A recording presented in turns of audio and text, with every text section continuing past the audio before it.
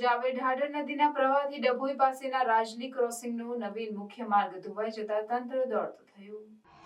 તાલુકા જિલ્લાના સંલગ્ન અધિકારીઓ સહિત પોલીસ તંત્ર ઘટના સ્થળે દોડી આવ્યું। ધારાસભ્ય શૈલેષ મહેતા પણ સ્થળ પર દોડી આવ્યા। તંત્ર દ્વારા સર્વે હાથ ધરી મુખ્ય માર્ગના ઉખડી ગયેલા ડામરના માર્ગના મસમોટા પોપડા ખસેડવાની કામગીરીની તૈયારી હાથ ધરાઈ। હાલ વડોદરા ડભોઈ વચ્ચે રાજલી ક્રોસિંગ પાસે નવીન બ્રિજ પરથી વાહન વ્યવહાર કાર્યરત છે, ત્યારે બીજી તરફ ધોવાઈ ગયેલા માર્ગનો કાટમાળ ખસેડી બીજી તરફનો માર્ગનો વાહન વ્યવહાર પણ કાર્યરત થાય તે માટે તંત્ર કામે લાગ્યું છે। ઢાઢર નદીના પાણીએ રાજલી ક્રોસિંગ પાસે નિર્માણ પામેલ નવીન માર્ગની પોલ ખોલી। માર્ગ ધોવાઈ જતા માર્ગ નિર્માણમાં ભ્રષ્ટાચારની બૂમ ઉઠી।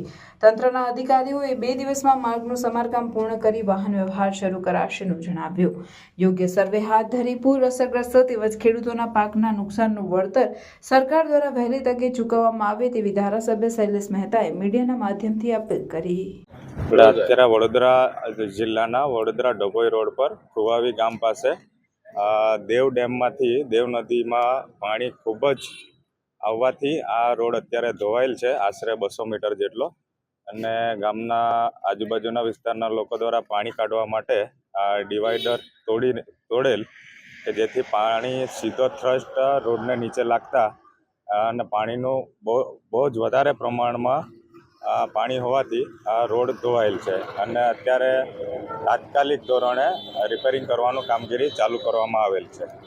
ડાયવર્ઝન કઈ બાજુ આપેલું છે અને શું છે પરિસ્થિતિ હાલમાં? કેટલા સમયમાં રોડ તૈયાર થશે? લોકોને આ રોડ ફરીથી ક્યારે વાપરવા મળશે? અત્યારે હાલમાં આ રોડ 4 લેન છે, તો અત્યારે ટ્રાફિક સિંગલ લેન પર કરી દીધો છે। ટ્રાફિક મૂવમેન્ટમાં કોઈ પ્રોબ્લેમ થતો નથી અને લગભગ 1 થી 1.5 દિવસમાં આ રોડ ચાલુ કરવાની ગણતરી છે અને જો વરસાદ રોકાઈ જાય તો વહેલો થશે, પણ જો વરસાદ ચાલુ રહેશે તો થોડું 1 કે 2 દિવસ થાય એમ છે।